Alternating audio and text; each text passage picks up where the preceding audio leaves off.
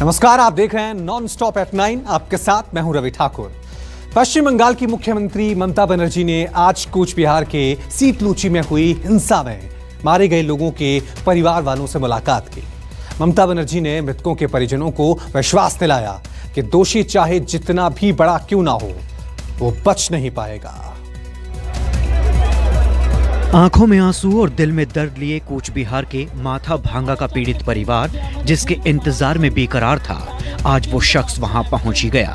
10 अप्रैल को चौथे चरण के चुनाव के दौरान सीतलकुची बूथ पर सीआईएसएफ जवानों की फायरिंग में मारे गए 4 लोगों के परिजनों से मिलने को ममता बनर्जी खुद भी व्याकुल थी।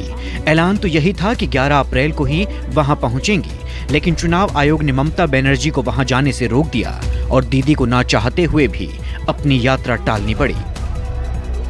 मुलाकात के दौरान ममता बनर्जी ने पीड़ित परिवार को सांत्वना दी तो साथ ही पूरी मदद का भरोसा दिया। ममता बनर्जी ने भरोसा दिया कि किसी भी दोषी को बख्शा नहीं जाएगा। যারাই দোষী হোক না কেন তাদের শাস্তি আমরা করবই এবং মনে রাখবেন এখন ইলেকশন চলছে, ইলেকশনটা মিটে যাক। আমি নিজে এই কেসে আমাদের রাজ্য সরকারের পক্ষ থেকেও যা যা এনকোয়ারি করার আমরা করব। তাদের প্রতি তাদের যেন আমরা একটা করে মোমেন্টাম একটা করে স্ট্যাচু বা একটা করে শহীদ বেদি যেন তৈরি করে দিই এবং এই শহীদ বেদি তৈরির দায়িত্ব আমি রবিকে দিচ্ছি। कूच बिहार के सीतलकुची में हुई हिंसा के बाद मारे गए लोगों के परिवार के सदस्यों में भी इंसाफ की उम्मीद जगी है। परिजनों ने कहा है कि उन्हें ममता दीदी पर पूरा यकीन है।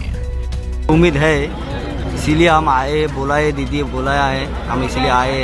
दीदी ने बोले जो इलेक्शन के बाद पूरा फुल फैमिली जितना सारे है फैमिली का कुछ ये करेगा, फैमिली आगे बढ़ने के लिए पूरा कुछ करेगा।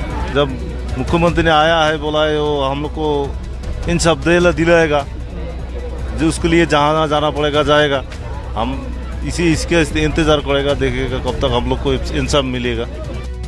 10 अप्रैल को चौथे चरण के मतदान के दिन माथा भांगा के सीतलकुची में बूथ संख्या 126 पर सीआईएसएफ के जवानों ने फायरिंग की थी। भीड़ ने जवानों को घेर लिया था, जिसके बाद जवानों ने फायरिंग की और उसमें 4 लोगों की मौत हो गई थी। इस घटना के बाद सियासी बयानबाजी का एक सिलसिला चल पड़ा, जो अब भी जारी है। मनोज पांडे, कोलकाता, न्यूज़ 24। पश्चिम बंगाल में 5वें चरण के चुनाव प्रचार का शोर थम चुका है। 17 अप्रैल को यहां 45 सीटों पर वोट डाले जाएंगे। टीएमसी के सामने सत्ता बचाने की चुनौती है, लेकिन बीजेपी ने यहां परिवर्तन के लिए पूरी ताकत झोंक दी है। इन सब के बीच राहुल गांधी ने भी पश्चिम बंगाल में अपने प्रचार अभियान का आगाज कर दिया है। भाषण पर चुनाव आयोग के बैन की मियाद पूरी होते ही ममता बनर्जी एक बार फिर चुनावी रण में कूद चुकी हैं।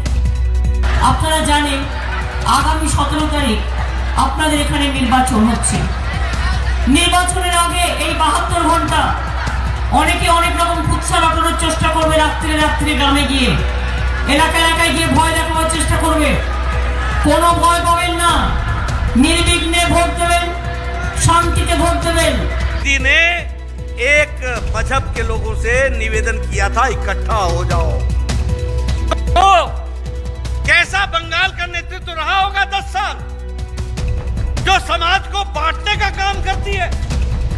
एक तरफ मोदी जी हैं, सबका साथ, सबका विकास, सबका विश्वास, 130 करोड़ की जनता की दिन रात चिंता करने वाले नरेंद्र मोदी हमारे प्रधानमंत्री, और दूसरी ओर इकट्ठा हो जाओ। किसके खिलाफ, क्यों? बंगाल में कोरोना के मामले बढ़ने के लिए ममता ने बीजेपी को जिम्मेदार ठहराया है, लेकिन बीजेपी ने इसे उनकी बौखलाहट कहकर खारिज कर दिया। আবার কোভিড লাগিয়ে নিয়ে পালিয়েছো, সব ভালো করে দিয়েছিলাম আমরা। সবাইকে যদি সময় মতো ইনজেকশনটা দিয়ে দিত, নতুন করে কোভিড হতো না। এই যে করোনা যেটা বলা হয়, আপনারা জানেন এরা বাইরে থেকে গুনিয়ার লোক নিয়ে এসছে, ইলেকশনের প্রচারের নামে সব বহিরাগতদের নিয়ে এসছে, আর আমাদের এখানে সমস্ত রোগ ছড়িয়ে নিয়ে গেছে, আর এখন বলে ভোট দাও। सबसे ज्यादा एसिड अटैक, तेजाब के साथ अटैक महिलाओं पर हुआ है तो बंगाल में हुआ। सबसे ज्यादा रेप केस हुए तो बंगाल में हुआ, सबसे ज्यादा अपहरण हुआ तो बंगाल में हुआ। ये बंगाल की बेटी और बंगाल की दीदी के हाल है। मित्रों, इसका जवाब देना है कि नहीं देना है? महिलाओं को सुरक्षित रखना है अगर रखना है तो कमल खिलाना है, इसकी हमको चिंता करनी पड़ेगी। ममता बनर्जी ने एनआरसी और एनपीआर को लेकर बीजेपी को घेरने की कोशिश की, इस आरोप के साथ कि बीजेपी एक खतरनाक पार्टी है जो बंगाल का विभाजन करने की कोशिश कर रही है। इधर बंगाल के चुनावी समर में पहली बार प्रचार के लिए उतरे कांग्रेस नेता राहुल गांधी ने बीजेपी पर बड़ा हमला किया। नक्सलबाड़ी में एक चुनावी सभा को संबोधित करते हुए राहुल गांधी ने कहा कि जिस दिन बीजेपी की विचारधारा बंगाल में आ गई उस दिन यहां आग लग जाएगी। এত মিথ্যে কথা বলে নরেন্দ্র মোদী আর অমিত শাহ। জলপাইগুড়িতে এক ভাষণ দেয়, তো লেবঙ্গে গিয়ে আরেক ভাষণ দেয়। কালকে লেবঙ্গে গিয়ে বলেছে हम तो एनआरसी का बात कभी नहीं कहा। ভুলে যাননি এনআরসি করে দিয়েছিল এই বিজেপি সরকার, এখনো বিল পড়ে আছে, এখনো বিল উইথড্র করেনি। এনআরসি এনপিআর বিল এখনো সেন্ট্রাল গভর্নমেন্ট রেখে দিয়েছে, যে কোনোদিন ওটাকে করতে পারে। আমি একমাত্র এখানে এনপিআর করতে দিইনি আর আমি করতে দেবো না কোনোদিনও, এটা মাথায় রাখবেন। আসামে ভোট হয়েছে 6 তারিখে, গত পরশুদিন থেকে আসামে ডিটেনশন ক্যাম্পে যাও। যে ইলেকশন হয়ে গেল সঙ্গে সঙ্গে নোটিশ দিয়েছে তোমাকে এনআরসি করে চালানো হবে না, কেন জবাব দাও। আমি বলি সেই জন্যই এনআরসি করার দরকার নেই, এনআরসি করে মানুষ চালানোর দরকার নেই। আগে বিজেপিকে এনআরসি করুন, এনপিআর করুন, ওদের আগে তাড়ান, তাহলে সব মানুষ থাকবে। বিজেপি হাটাও, বাংলা বাঁচাও, তারপরে বাংলা বাঁচাও, দেশ বাঁচাও। পর হবে, খেলা তো হবেই।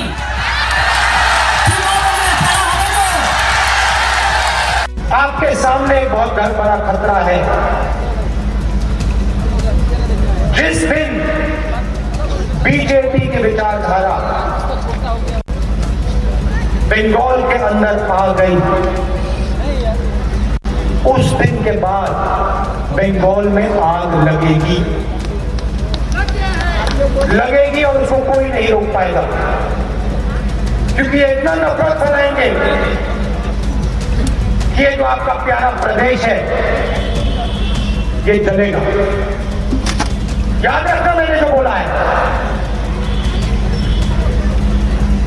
मैं फालतू बात नहीं करता हूं, मैं सोच समझ के कहता हूं। आरएसएस और बीजेपी की विचारधारा बंगाल के लिए खतरा है, आपके भविष्य के लिए खतरा है। पश्चिम बंगाल में 5वें चरण के तहत 17 अप्रैल को 45 विधानसभा सीटों पर मतदान होने हैं। 5वें चरण का प्रचार 15 अप्रैल को थमना था, लेकिन कूच बिहार की घटना के बाद चुनाव आयोग ने यहां चुनाव प्रचार की मियाद 24 घंटे कम कर दी है। मनोज पांडे, कोलकाता, न्यूज 24। देश में बेकाबू होते कोरोना संक्रमण के बीच नेताओं और अभिभावकों से उठी मांग के बाद केंद्र सरकार ने सीबीएसई 10वीं की परीक्षा को रद्द कर दिया है, तो वहीं 12वीं की परीक्षा को फिलहाल के लिए टाल दिया गया है। देश में कोरोना के कोहराम के बीच भारत सरकार ने सीबीएसई परीक्षाओं को लेकर बड़ा फैसला लिया है। छात्रों को संक्रमण के खतरे से बचाने की खातिर सरकार ने 4 मई से 14 जून तक होने वाली सीबीएसई 10वीं की परीक्षाओं को रद्द कर दिया है, तो वहीं 4 मई से 14 जून तक होने वाली सीबीएसई 12वीं की परीक्षाओं को टाल दिया है। पीएम मोदी ने इस मुद्दे पर शिक्षा मंत्री और मंत्रालयों के अधिकारियों के साथ बैठक की, जिसमें यह फैसला लिया गया। सूत्रों के मुताबिक इस आपात बैठक में अधिकारियों ने 10वीं और 12वीं की परीक्षाओं को टालने का प्रस्ताव दिया था। हालांकि पीएम मोदी ने कहा कि बच्चों को पहले ही कोविड से काफी नुकसान हो चुका है, ऐसे में 10वीं की परीक्षा को रद्द कर दिया जाए, जबकि 12वीं की परीक्षा को टाल दिया जाए। प्रधानमंत्री जी का विस्तार पूर्वक उनके साथ संवाद के बाद उच्च स्तरीय अधिकारियों की उपस्थिति में प्रधानमंत्री जी का जो मार्गदर्शन मिला है, उसके आधार पर हमने जो ये हाई स्कूल है इसकी परीक्षाओं को वर्तमान में होने वाली परीक्षाओं को इसको निरस्त कर दिया है। सीबीएसई बोर्ड की तरफ से जारी हुए आदेश के मुताबिक 10वीं के छात्रों को सीबीएसई बोर्ड की तरफ से परफॉर्मेंस के आधार पर नंबर दिए जाएंगे। जो छात्र अपने नंबर से खुश नहीं होंगे उसे बाद में एग्जाम देने का मौका मिलेगा। 12वीं की परीक्षा को लेकर 1 जून को एक और बैठक होगी, जिसमें तब के हालात को देखते हुए फैसला लिया जाएगा। अगर परीक्षाएं होंगी तो 15 दिन पहले ही छात्रों को सूचित कर दिया जाएगा। कांग्रेस नेता राहुल गांधी, प्रियंका गांधी, पंजाब के मुख्यमंत्री कैप्टन अमरिंदर सिंह और दिल्ली के मुख्यमंत्री अरविंद केजरीवाल ने कोरोना के बढ़ते खतरे को देखते हुए इन परीक्षाओं को टालने की मांग की थी। तो साथ ही छात्रों और अभिभावकों का एक बड़ा तबका भी ऐसी ही मांग कर रहा था। दिल्ली के मुख्यमंत्री अरविंद केजरीवाल और कांग्रेस महासचिव प्रियंका गांधी ने ट्वीट करके इस फैसले का स्वागत किया। तो दिल्ली के डिप्टी सीएम मनीष सिसोदिया ने भी इस फैसले पर खुशी का इजहार किया। तो मुझे खुशी है कि बच्चों के लिए एक अच्छा फैसला हुआ है। बच्चे अब एग्जाम देने के तनाव में और इस तनाव में नहीं रहेंगे कि हमें जबरदस्ती ऐसे स्कूल में जाना पड़ेगा परीक्षा देने के लिए जहां पर हमको कोरोना का खतरा है। तो आज बच्चों के लिए एक अच्छा फैसला हुआ है। हमें खुशी है कि बच्चों के लिए अब एक अच्छा फैसला हो गया।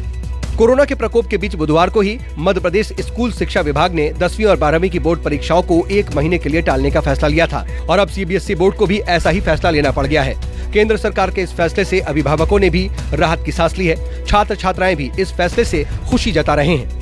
तो एक अच्छा डिसीजन है, क्योंकि फिर कोविड हॉटस्पॉट बन जाएगा एग्जाम सेंटर एक तरीके से, तो ये अच्छा डिसीजन है। सरकार ने अच्छा फैसला लिया है, इससे बच्चों को सुरक्षा मिलेगी और कोरोना नहीं फैलेगा किसी में। हम अगर एग्ज़ाम देने जाएंगे और किसी को कोरोना हो गया तो फिर और ज़्यादा केस बढ़ सकता है, तो उसके हिसाब से अच्छा ये लिया है उन लोग डिसीजन। एग्ज़ाम होना चाहिए, एग्ज़ाम बिना एग्ज़ाम का कुछ नहीं हो सकता है, क्योंकि इंटरनल बेसिस पे नंबर दे देना ये तो नहीं होना चाहिए ना। देश में करीब 30 लाख बच्चों को सीबीएसई की परीक्षाएं देनी थी, जिसमें 10वीं के 18 लाख छात्रों को परीक्षा से मुक्त कर दिया गया है, जबकि 12वीं के 12 लाख छात्रों की परीक्षा अब कब होगी ये हालात से तय होगा। पल्लवी झा, दिल्ली न्यूज़ 24। नमस्कार, मैं हूं मानक गुप्ता। अगर आपको हमारा ये वीडियो पसंद आया हो तो इसे लाइक और शेयर जरूर करें और हाँ, हमें सब्सक्राइब और फॉलो करना ना भूलें ताकि आप देश और दुनिया की कोई खबर मिस ना करें।